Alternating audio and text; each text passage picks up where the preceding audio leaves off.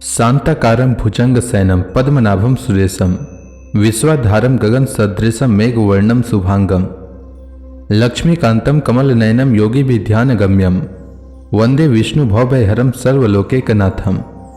मंगलम भगवान विष्णु मंगलम गरुड़ध्वज मंगलम पुंडरीकाक्ष मंगलाय तनोहरि। ओम नमो भगवते वासुदेवाय। आज का दिन आप सभी के लिए मंगलमय हो। आज मैं अगहन मास की शुक्ल पक्ष की मोक्षदा एकादशी व्रत की कथा सुनाने वाला हूं। तो आइए सुनते हैं मोक्षदा एकादशी व्रत की कथा। प्राचीन समय की बात है। महाराज युधिष्ठिर ने भगवान श्री कृष्ण से कहा, हे परम पूजनीय भगवान श्री कृष्ण, हे त्रिलोकीनाथ, आप सभी को सुख और मोक्ष देने वाले हैं। मैं आपको प्रणाम करता हूं। हे प्रभु, आप कृपा करने वाले हैं, मेरी एक जिज्ञासा को शांत कीजिए। श्री कृष्ण भगवान ने कहा, हे युधिष्ठिर, जो कुछ भी जानना चाहते हो निर्भय होकर कहो, मैं अवश्य ही तुम्हारी जिज्ञासा को शांत करूंगा। युधिष्ठिर ने कहा, हे प्रभु, यह तो आपने मार्गशीर्ष मास के कृष्ण पक्ष की एकादशी के विषय में बताया है, उससे मुझे बड़ी शांति प्राप्त हुई। अब कृपा करके मार्गशीर्ष मास के शुक्ल पक्ष की जो एकादशी पड़ती है उसके विषय में भी बताने की कृपा करें। उसका नाम क्या है, उस दिन कौन से देवता की पूजा की जाती है और उनकी पूजा विधि क्या है, उसका व्रत करने से मनुष्य को क्या फल मिलता है। प्रभु, मेरे इन प्रश्नों का विस्तार सहित उत्तर देकर मेरी जिज्ञासा को दूर कीजिए, आपकी बड़ी कृपा होगी। भगवान ने युधिष्ठिर की जिज्ञासा को शांत करने के लिए उनसे कहा, हे युधिष्ठिर, तुमने बहुत ही श्रेष्ठ प्रश्न किया है, इसलिए तुम्हारा यश संसार में फैलेगा। मार्गशीर्ष माह के शुक्ल पक्ष की एकादशी अनेक पापों को नष्ट करने वाली है। संसार में इसे मोक्षदा एकादशी के नाम से जाना जाता है। इस एकादशी के दिन श्री विष्णु भगवान की पूजा की जाती है। उन्हें धूप दीप नैवेद्य आदि से भक्ति पूर्वक पूजा करना चाहिए। हे कुंती पुत्र, इस एकादशी व्रत के पुण्य के प्रभाव से नरक में गए हुए माता पिता पितर आदि को स्वर्ग की प्राप्ति हो जाती है। इसकी कथा एक पुराण में इस प्रकार कही गई है, इसे ध्यानपूर्वक श्रवण करो। प्राचीन काल में वैखानस नाम का एक राजा राज्य करता था। उसके राज्य में चारों वेदों के ज्ञाता ब्राह्मण रहते थे। राजा अपनी प्रजा का पुत्रवत पालन किया करता था। एक रात्रि को स्वप्न में राजा ने अपने पिता को नरक की यातनाएं भोगते देखा। इस प्रकार का स्वप्न देखकर राजा बड़ा ही व्याकुल हो गया। वह बेचैनी से सुबह होने की प्रतीक्षा करने लगा। सुबह होते ही उसने ब्राह्मणों को बुलाकर उनके समक्ष अपने स्वप्न की बात बताई। हे ब्राह्मणों, रात्रि को स्वप्न में मैंने अपने पिता को नरक की यातनाएं भोगते देखा। उन्होंने मुझसे कहा है कि हे पुत्र, मैं घोर नरक भोग रहा हूं, मेरी यहां से मुक्ति कराओ। जब से मैंने उनके यह वचन सुने हैं तब से मुझे चैन नहीं है। मुझे अब राज्य सुख, ऐश्वर्य, हाथी घोड़े, धन, स्त्री, पुत्र आदि कुछ भी सुखदायक प्रतीत नहीं हो रहे हैं। अब मैं क्या करूं, कहां जाऊं? इस दुख के कारण मेरा शरीर तप रहा है। आप लोग मुझे किसी प्रकार का तप, दान, व्रत आदि बताएं जिससे मेरे पिता को मुक्ति प्राप्त हो। यदि मैंने अपने पिता को नरक की यातनाओं से मुक्त कराने के प्रयास नहीं किए तो मेरा जीवन निरर्थक है। जिसके पिता नरक की यातनाएं भोग रहे हों उस व्यक्ति को इस धरती पर सुख भोगने का कोई अधिकार नहीं है। हे ब्राह्मण देव, मुझे शीघ्र ही इसका कोई उपाय बताने की कृपा करें। राजा के आंतरिक दुख की पीड़ा को सुनकर ब्राह्मणों ने आपस में विचार विमर्श किया। फिर एक मत होकर बोले, राजन, वर्तमान भूत और भविष्य के ज्ञाता पर्वत नाम के एक मुनि हैं। वे यहां से अधिक दूर नहीं हैं। आप अपनी यह व्यथा उनसे जाकर कहें, वे अवश्य ही इसका कोई सरल उपाय आपको बता देंगे। ब्राह्मणों की बात मान राजा मुनि के आश्रम पर गए। आश्रम में अनेक शांतचित्त योगी और मुनि तपस्या कर रहे थे। चारों वेदों के ज्ञाता पर्वत मुनि दूसरे ब्रह्मा के समान बैठे जान पड़ रहे थे। राजा ने उन्हें दंडवत प्रणाम किया तथा अपना परिचय दिया। पर्वत मुनि ने राजा से कुशल क्षेम पूछी। तब राजा ने बताया, हे मुनिवर, आपकी कृपा से मेरे राज्य में सब कुशल है, किंतु मेरे समक्ष अकस्मात ही एक ऐसी समस्या खड़ी हुई है जिससे मेरा हृदय बड़ा ही अशांत हो रहा है। फिर राजा ने मुनि को व्यथित हृदय से रात में देखे गए स्वप्न की सारी बात बताई और फिर दुखी स्वर में बोला, हे महर्षि, अब आप कृपा कर मेरे मार्गदर्शन करें कि ऐसे में मुझे क्या करना चाहिए, कैसे मैं अपने पिता को नरक की यातना से मुक्ति दिलाऊं। राजा की बात पर्वत मुनि ने गंभीरता पूर्वक सुनी, फिर नेत्र बंद कर भूत और भविष्य पर विचार करने लगे। कुछ देर गंभीरता पूर्वक चिंतन करने के बाद उन्होंने कहा, राजन, मैंने अपने योग बल के द्वारा तुम्हारे पिता के सभी कुकर्म का ज्ञान प्राप्त कर लिया है। उन्होंने पूर्व जन्म में अपनी पत्नियों से भेदभाव किया था, उसी पाप कर्म के फल से तुम्हारा पिता नरक में गया है। यह जानकर वैखानस ने याचना भरे स्वर में कहा, हे ऋषिवर, मेरे पिता के उद्धार का आप कोई उपाय बताने की कृपा करें, किस प्रकार वे इस पाप से मुक्त होंगे। इस पर पर्वत मुनि बोले, हे राजन, मार्गशीर्ष मास के शुक्ल पक्ष में जो एकादशी होती है उसे मोक्षदा एकादशी कहते हैं। यह मोक्ष प्रदान करने वाली है। आप इस मोक्षदा एकादशी का व्रत करें और इस व्रत के पुण्य को संकल्प करके अपने पिता को अर्पित कर दें। एकादशी के पुण्य के प्रभाव से अवश्य ही आपके पिता की मुक्ति होगी। पर्वत मुनि के वचनों को सुनकर राजा अपने राज्य को लौट आया और परिवार सहित मोक्षदा एकादशी का विधि पूर्वक व्रत किया। इस व्रत के पुण्य को राजा ने अपने पिता को अर्पित कर दिया। इस पुण्य के प्रभाव से राजा के पिता को सहज ही मुक्ति मिल गई। स्वर्ग को प्रस्थान करते हुए राजा के पिता ने कहा, हे पुत्र, तुम्हारा कल्याण हो। इतना कहकर राजा के पिता ने स्वर्ग को प्रस्थान किया। हे पांडुपुत्र, जो मनुष्य मार्गशीर्ष माह के शुक्ल पक्ष की एकादशी को उपवास करते हैं उनके सभी पाप नष्ट हो जाते हैं और अंत में वे स्वर्ग लोक को प्राप्त करते हैं। इस उपवास से उत्तम और मोक्ष प्रदान करने वाला कोई भी दूसरा व्रत नहीं है। इस कथा को सुनने और पढ़ने से अनंत फल की प्राप्ति होती है। यह उपवास मोक्ष प्रदान करने वाला चिंतामणि के समान है, जिससे उपवास करने वाले की सभी मनोकामनाएं पूर्ण होती है। हे युधिष्ठिर, प्रत्येक मनुष्य को प्रबल इच्छा होती है कि वह मोक्ष प्राप्त करे। मोक्ष की इच्छा करने वालों के लिए मोक्षदा एकादशी का यह उपवास अति महत्वपूर्ण है। पिता के प्रति पुत्र के दायित्व का इस कथा से श्रेष्ठ दृष्टांत दूसरा कोई नहीं है। अतः भगवान श्री विष्णु के निमित्त यह उपवास पूर्ण निष्ठा व श्रद्धा के साथ करना चाहिए। यह पिता के प्रति भक्ति और दूसरों के लिए पुण्य अर्पित करने के लिए श्रेष्ठ और पवित्र कथा है। इसका उपवास केवल उपवास करने वाले मनुष्य का ही नहीं अपितु उसके पितरों का भी भला करता है। अपने किसी सगे सहोदर मित्र बंधु को भी इस उपवास का फल अर्पण करने से उसके भी पापों व कलेशों का नाश हो जाता है। तो यह थी मोक्षदा एकादशी की प्राचीन कथा। उम्मीद है आपको यह कथा अच्छी लगी होगी। तो प्रेम से बोलिए भगवान विष्णु की जय, श्री कृष्ण भगवान की जय, समस्त देवी देवताओं की जय। एकादशी के दिन एकादशी व्रत कथा के साथ ही 11 माता की कथा भी अवश्य सुननी चाहिए। इससे व्रत का पूर्ण फल प्राप्त होता है। तो आइए सुनते हैं 11 माता की कथा। एकादशी भगवान विष्णु की साक्षात शक्ति है, जिस शक्ति ने उस असुर का वध किया है जिसे भगवान भी जीत पाने में असमर्थ थे। उस शक्ति के आगे मनुष्य के पाप रूपी असुर भला कैसे टिक सकता है। जिस शक्ति ने देवताओं के कष्ट को हर कर उन्हें सुख दिया, वह प्राणी मात्र को क्या नहीं दे सकती। सुख, समृद्धि, शांति और मोक्ष, समस्त सुख सहज ही प्राप्त हो जाते हैं। 11 माता की भक्ति में इतनी शक्ति है कि जिसके प्रभाव से मनुष्य को सहज ही सभी प्रकार के सुख प्राप्त होते हैं और अंत समय में मोक्ष की प्राप्ति होती है। 11 माता की कथा के अनुसार सतयुग में एक महाभयंकर दैत्य हुआ करता था। उसका नाम मूर था। उस दैत्य ने इंद्र आदि सभी देवताओं पर विजय प्राप्त कर उन्हें उनके पद से हटा दिया। तब इंद्र ने भगवान शंकर से प्रार्थना की, हे भोलेनाथ, हम सब देवता मूर दैत्य के अत्याचारों से दुखी होकर मृत्यु लोक में अपना जीवन व्यतीत कर रहे हैं। राक्षसों के भय से हम बहुत दुख और कष्ट भोग रहे हैं। मैं स्वयं बहुत दुखी और भयभीत हूं। अन्य देवताओं की तो बात ही क्या करें। अतः हे कैलाशपति, कृपा कर आप मूर दैत्य के अत्याचार से बचाने का उपाय बताइए। देवराज इंद्र के प्रार्थना सुनकर भगवान शंकर ने कहा, हे देवेंद्र, आप भगवान श्री विष्णु के शरण में जाइए। मधु कैटभ का संहार करने वाले भगवान विष्णु देवताओं को अवश्य ही इस भय से मुक्त करेंगे। भगवान शंकर के आदेश का पालन करते हुए इंद्र तथा अन्य देवता क्षीर सागर गए, जहां पर भगवान श्री विष्णु शेष शैया पर विराजमान थे। इंद्र सहित सभी देवताओं ने भगवान विष्णु को देखा और उनके समक्ष उपस्थित होकर उनकी स्तुति करने लगे।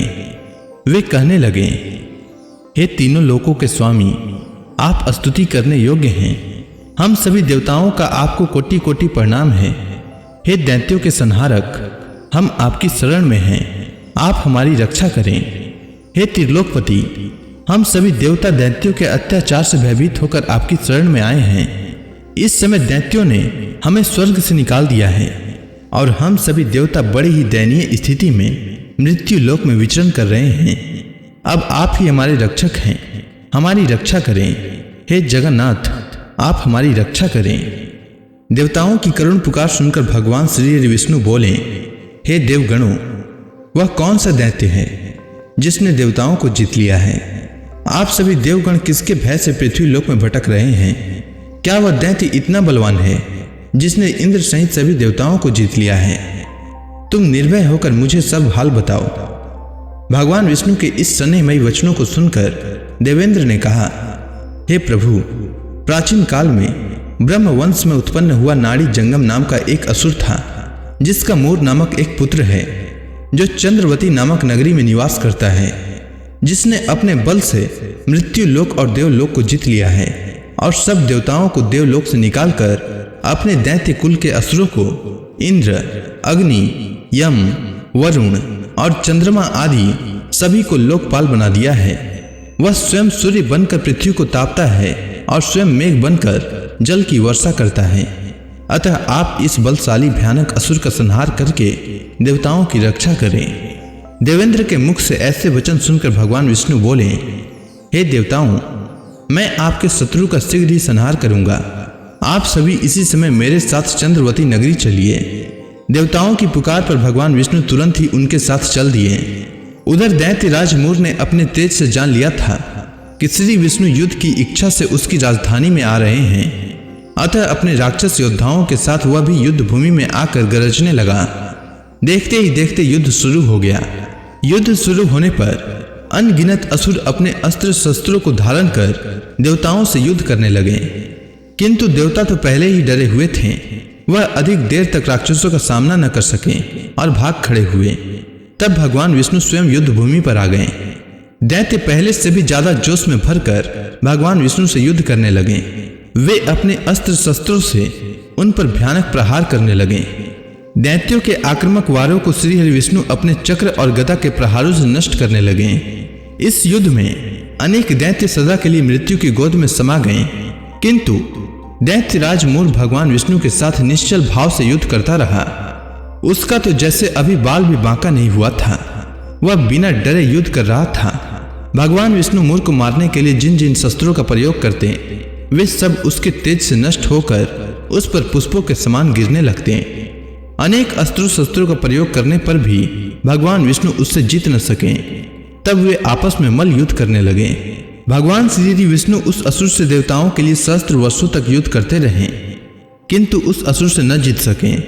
अंत में भगवान विष्णु शांत होकर विश्राम करने की इच्छा से बद्रिकाश्रम स्थित 38 कोस लंबी एक द्वार वाली हेमवती नाम की एक गुफा में प्रवेश कर गए। उस गुफा में भगवान ने शयन किया। भगवान विष्णु के पीछे पीछे वह दैत्य भी चला आया था। भगवान श्री हरि विष्णु को सोता देखकर वह दैत्य उन्हें मारने को तैयार हुआ। वह सोच रहा था कि आज मैं अपने चिर शत्रु को मारकर हमेशा हमेशा के लिए निष्कंटक हो जाऊंगा, परंतु उसकी यह इच्छा पूर्ण न हो सकी, क्योंकि उसी समय भगवान विष्णु की देह से दिव्य वस्त्र धारण किए एक अत्यंत मोहिनी कन्या उत्पन्न हुई और राक्षस को ललकार कर उससे युद्ध करने लगी। उस कन्या को देखकर राक्षस को घोर आश्चर्य हुआ और वह सोचने लगा कि यह ऐसी दिव्य कन्या कहां से उत्पन्न हुई, और फिर वह असुर उस कन्या से लगातार युद्ध करता रहा। कुछ समय बीतने पर उस कन्या ने क्रोध में आकर उस दैत्य के अस्त्र शस्त्रों को टुकड़े टुकड़े कर दिए। अब तो उस दैत्य को बड़ा ही क्रोध आया और वह सारी मर्यादाएं भंग करके उस कन्या से मल्ल युद्ध करने लगा। उस तेजस्वी कन्या ने उसको धक्का मारकर मूर्छित कर दिया और उसकी मूर्छा टूटने से पूर्व ही उसका सिर काटकर धड़ से अलग कर दिया। सिर काटते ही वह असुर पृथ्वी पर गिरकर मृत्यु को प्राप्त हुआ। बाकी बचे असुर अपने राजा का ऐसा दुखद अंत देखकर भयभीत होकर पाताल लोक में भाग गए। भगवान विष्णु जब निद्रा से जागे तो उस असुर को मरा देखकर उन्हें घोर आश्चर्य हुआ और वे सोचने लगे कि इस महाबली को किसने मारा है। तब वह तेजस्वी कन्या श्रीहरि से हाथ जोड़कर बोली, हे जगदीश्वर, यह असुर आपको मारने को उद्यत था। तब मैंने आपके शरीर से उत्पन्न होकर इस असुर का वध किया है। कन्या की बात सुनकर भगवान बोले, तुमने इस असुर को मारा है, अतः हे कन्या, मैं तुमसे अत्यंत प्रसन्न हूँ। इसे मारकर तुमने तीनों लोकों के देवताओं के कष्ट को हरा है। इसीलिए तुम अपनी इच्छा अनुसार वरदान मांग लो, मैं तुम्हारी प्रत्येक इच्छा को पूर्ण करूंगा। भगवान की बात सुनकर कन्या बोली, हे प्रभु, मुझे यह वरदान दीजिए कि जो मनुष्य या देव मेरा व्रत करे उसके सभी पाप नष्ट हो जाएं और अंत में उसे स्वर्ग लोक की प्राप्ति हो। मेरे व्रत का आधा फल रात्रि को मिले और उसका आधा फल एक समय भोजन करने वाले को मिले। जो श्रद्धालु भक्ति पूर्वक मेरे व्रत को करे वे निश्चय ही वैकुंठ लोक को प्राप्त करे। जो मनुष्य मेरे व्रत में दिन तथा रात्रि को एक बार भोजन करे वह धन धान्य से भरपूर रहे। कृपा करके मुझे ऐसा वरदान दीजिए। भगवान श्री विष्णु ने कहा, हे कन्या, ऐसा ही होगा। मेरे और तुम्हारे भक्त एक ही होंगे और अंत में संसार में प्रसिद्धि को प्राप्त होकर मेरे लोक को प्राप्त करेंगे। हे कल्याणी, तुम एकादशी को पैदा हुई हो, इसीलिए तुम्हारा नाम भी एकादशी हुआ। तथा जो मनुष्य इस दिन व्रत करेंगे उनके समस्त पाप समूल नष्ट हो जाएंगे। तुम मेरे लिए अब तीज, अष्टमी, नवमी और 14 से भी अधिक प्रिय हो। तुम्हारे व्रत का फल सब तीर्थों के फल से भी महान होगा। यह मेरा अकाट्य कथन है। इतना कहकर भगवान श्री विष्णु उसी स्थान पर अंतर ध्यान हो गए। अब आप सभी भक्तगण हाथ जोड़कर भगवान श्री हरि का ध्यान करें। आरती होने वाली है। ओम जय एकादशी माता, मैया जय एकादशी माता। विष्णु पूजा व्रत को धारण करके, विष्णु पूजा व्रत को धारण करके शक्ति मुक्ति पाता। ओम जय एकादशी माता।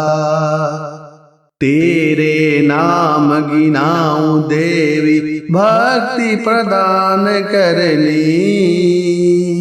भक्ति प्रदान करनी।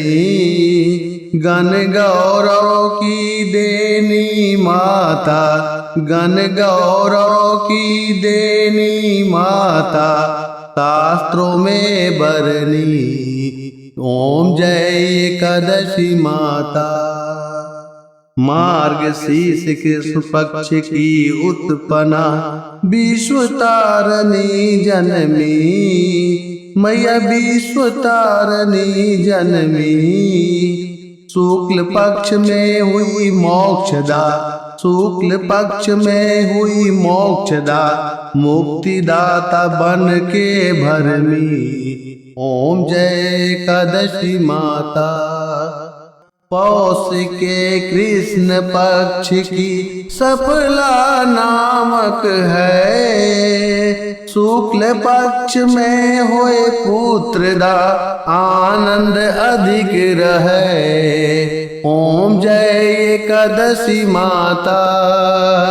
नाम सट तिला माघ मास में कृष्ण पक्ष आवे, मैया कृष्ण पक्ष आवे। शुक्ल पक्ष में जया कहावे, शुक्ल पक्ष में जया कहावे, विजय सदा पावे। ओम जय एकादशी माता। विद्या फाल्गुन कृष्ण पक्ष में शुक्ला अमला की, मैया शुक्ला अमला की। पाप मोचनी कृष्ण पक्ष में चैत्र महाबली की। ओम जय एकादशी माता। चैत्र शुक्ल में नाम कामदा, धन देने वाली, मैया धन देने वाली। नाम बरूथनी कृष्ण पक्ष में बैसाख माहवाली। ओम जय एकादशी माता। शुक्ल पक्ष में होए मोहिनी, अपरा ज्येष्ठ कृष्ण पक्षी। मैया अपरा ज्येष्ठ कृष्ण पक्षी, नाम निर्जला सब सुख करनी, शुक्ल पक्ष रखी। ओम जय एकादशी माता, योगिनी नाम आषाढ़ में जानो, कृष्ण पक्ष करनी। मैया कृष्ण पक्ष करनी, देव सैनी नाम कहायो, शुक्ल पक्ष धरनी। ओम जय एकादशी माता, कामिका श्रावण मास में आवे, कृष्ण पक्ष कहिए। श्रावण शुक्ला होए पवित्रा, आनंद से रहिए। ओम जय एकादशी माता, अजा भाद्रपद कृष्ण पक्ष की परिवर्तनी शुक्ला। मैया परिवर्तनी शुक्ला, इंद्राश्विन कृष्ण पक्ष में व्रत से भवसागर निकला। ओम जय एकादशी माता, पापांकुशा है शुक्ल पक्ष में, आप हरण हारी। मैया आप हरण हारी, रमा मास कार्तिक में आवे, सुखदायक भारी। ओम जय एकादशी माता, देवोत्थान शुक्ल पक्ष की दुख नाशक मैया। पावन मास में करो विनती, पार करो नैया। ओम जय एकादशी माता, परमा कृष्ण पक्ष में होती, जन मंगल करनी। मैया जन मंगल करनी, शुक्ल मास में होए पद्धिनी, दुख दरिद्र हरनी। ओम जय एकादशी माता, जो कोई आरती एकादशी की भक्ति सहित गावे। मैया भक्ति सहित गावे, जन गुरु दिता स्वर्गवासा, निश्चय वह पावे। ओम जय एकादशी माता। तो प्रेम से बोलिए विष्णु भगवान की जय, माता लक्ष्मी की जय।